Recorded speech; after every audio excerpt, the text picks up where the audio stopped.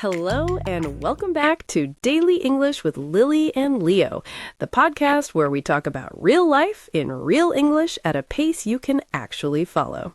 Hey everyone, so glad you're here. I'm Leo.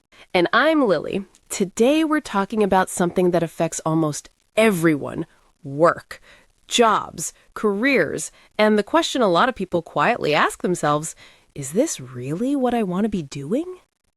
Just a light, breezy topic. Very casual.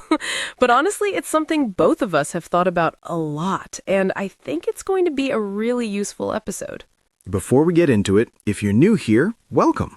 We make this podcast to help you practice your English through natural, everyday conversation. No boring textbooks. And if you enjoy it, please subscribe. It's completely free and it really helps us grow. Okay, Leo, let's start with you. Tell everyone what you do. I'm a journalist. I ask questions for a living, which honestly is perfect for me because my teachers always said I asked too many questions, and now someone actually pays me for it. That is the dream, taking your most annoying quality and turning it into a career. Exactly. I genuinely love it. The variety, the different people I meet, the stories. No 2 days are the same. Although I won't pretend deadlines don't get brutal sometimes. Oh, deadlines. Yes, we'll come back to that word a little later today. And what about you? Because new listeners might not know your whole story. You didn't always do this, right? No, before the podcast, I was a programmer. 5 years. I studied software engineering, I had a stable job, and on paper, everything looked completely fine. But But inside, I was running on empty. Not just tired after a long week, it was deeper than that. I woke up one morning and genuinely could not face going back to the office. That's burnout. That's exactly what it was. And I didn't even know the word properly at the time. I thought I was weak. I thought I was ungrateful. I thought something was wrong with me specifically, not with the situation. I think so many people blame themselves when they feel that way. Yes, and I spent months trying to push through, telling myself it would get better, but it didn't. So eventually, I resigned. That's a huge decision. How did people around you react? My mom? Oh, my mom nearly panicked. She kept asking about my pension, about security, about what I was going to do, and I understood her completely. She came from a generation where you find a stable job and you stay there for life. And you were 27 walking away from exactly that. Walking away with no 5-year plan, just a strong feeling that I needed to stop and figure out what actually made me feel alive. Running helped enormously, and then somehow, all of this happened. Which I'm very grateful for. Completely selfish reasons. I'd have no co-host otherwise. Always thinking of yourself. But seriously, what you're describing is something a lot of people are living with quietly. A job that looks fine from the outside and feels hollow on the inside. And they're afraid to say it because they feel they're supposed to be grateful. I have a salary. I have a desk. What am I complaining about? My friend Nina was in exactly that situation. She had a corporate job, all the structure, all the meetings, all the spreadsheets, and she was really struggling inside. What did she do? She left to teach yoga full-time. Everyone was a bit skeptical, including me, honestly, but she seems genuinely happy now. She told me she stopped dreading Mondays, and that felt like a huge thing to say. That is huge. Dreading Mondays is so normalized, but it really shouldn't be. Agreed. And my friend Thomas, you know Thomas, he makes baskets. He has a regular day job, but he always says his evenings and weekends are where his real energy goes. He's found a balance that works for him. I think that's really valid too. Not everyone's passion has to be their job. Right. Some people work to live, and their real life happens outside of the office, and there's nothing wrong with that, as long as it feels like a choice. That's exactly it. The problem isn't having a job that isn't your passion. The problem is feeling completely trapped, like there's no door out. And I think talking about it openly helps, because a lot of people don't realize others feel the same way. My friend David went through something like this, actually. He spent a few years in an office job, stable money, nothing terrible about it, but he told me once that he felt invisible at work, like his brain just switched off for 8 hours a day. That sounds exhausting in a completely different way. He retrained as a plumber, completely different direction. Everyone around him was surprised, but he says it's the best decision he ever made. He goes home and he's proud of what he actually fixed that day, something real and tangible. I can understand why that matters. There's a real difference between being tired because you've done something meaningful and being tired because you've sat through 6 hours of meetings about nothing. The meeting to plan the meeting, one of the great wonders of modern work life. I've written articles about this phenomenon. It is real. I've lived it. I won't miss it. Okay, let's talk about what's coming up for both of us, because today's grammar is all about talking about the future, and we've got some actual plans to share first. I do. I'm going to sign up for another half marathon this autumn. I've already been looking at races online. There's one in October that looks perfect. She's been researching since January, probably. Maybe February. And I'm also meeting with a listener next week, someone who reached out about talking through a career change. It's not anything formal yet, but I'm curious to see where it goes. That's really exciting. And for me, I'm meeting my editor next Tuesday. We're working on a longer project together, something quite different from what I normally write.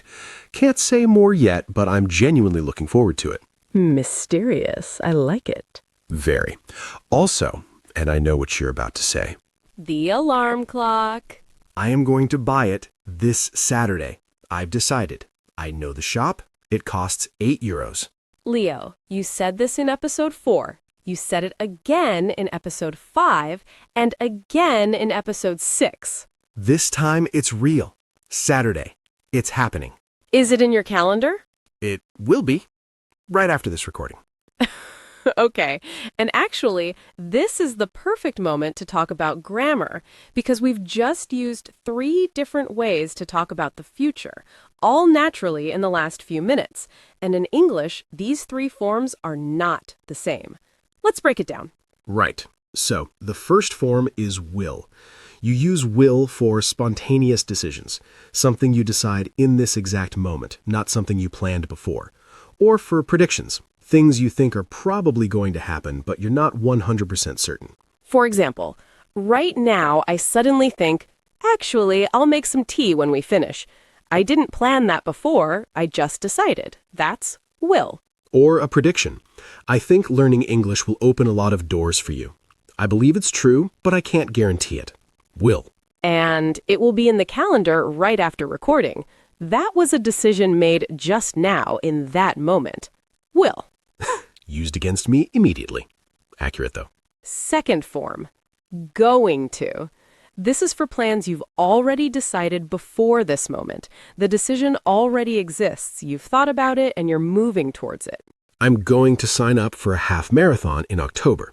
She's been researching races. The plan is already real in her head. Going to. I am going to buy the alarm clock on Saturday. Theoretically, this plan also already existed. Going to. Theoretically. Also, going to works when you can see clear evidence that something is about to happen right now. You look outside, the clouds are dark and heavy. It's going to rain. You can see the evidence. Going to. So both will and going to can be predictions, but going to is more evidence-based. You can see it coming. Exactly. And the third form is the present continuous for future, for things that are already arranged. A time, a place, maybe a booking, something agreed with another person. I'm meeting my editor on Tuesday. Already in the calendar. Already confirmed. Present continuous. I'm meeting a listener next week. We've agreed on a time. Present continuous. So, will for spontaneous decisions and general predictions, going to for plans already made and evidence-based predictions, present continuous for fixed arrangements. Let's practice. I'll give you a situation, and you, the listener, try to work out which form. Leo will answer, but think first. Ready. First one. You look out the window right now. The sky is completely dark with huge, heavy clouds. You tell your flatmates something about the weather. It's going to rain. Going to because of the evidence right in front of you. Exactly. Second, someone asks what you're doing on Friday. You booked a table at a restaurant last week. I'm having dinner with a friend on Friday. Present continuous. It's already arranged. Perfect. Last one, someone offers you tea and you hadn't even thought about it, but you realize you'd love some. Oh, yes, I'll have some tea. Will, you decided in that moment. Brilliant. 3 for 3. If you got all of them, really well done. And remember, native speakers mix these forms all the time in casual conversation. The world won't end. But knowing the difference helps you sound more natural, and it helps you understand what other people mean. Right. I'll call you later sounds spontaneous. Maybe they just thought of it. I'm calling you at 3 is already arranged. Same action, completely different feeling behind it. Great point. Okay, vocabulary time. 5 words for your flashcards today, all connected to work and careers. Word 1, burnout.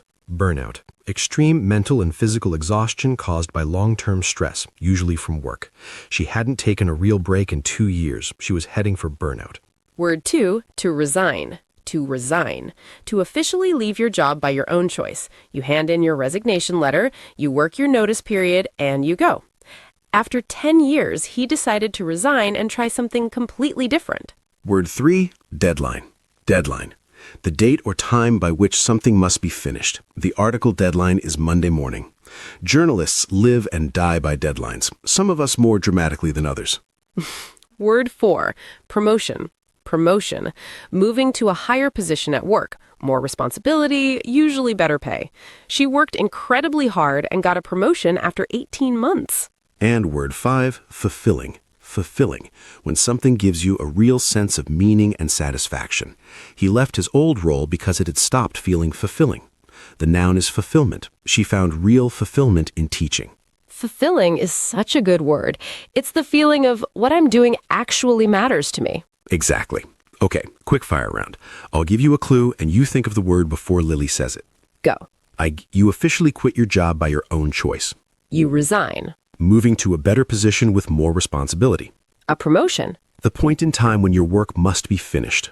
A deadline. Deep exhaustion from long-term work stress. Burnout. When your work gives you real meaning and satisfaction. Fulfilling. 5 for 5. Excellent. Okay, motivation time. And today I want to be honest about something. Go on. If you're listening to this and you're in a job that's draining you, I want you to know you're not weak, you're not ungrateful.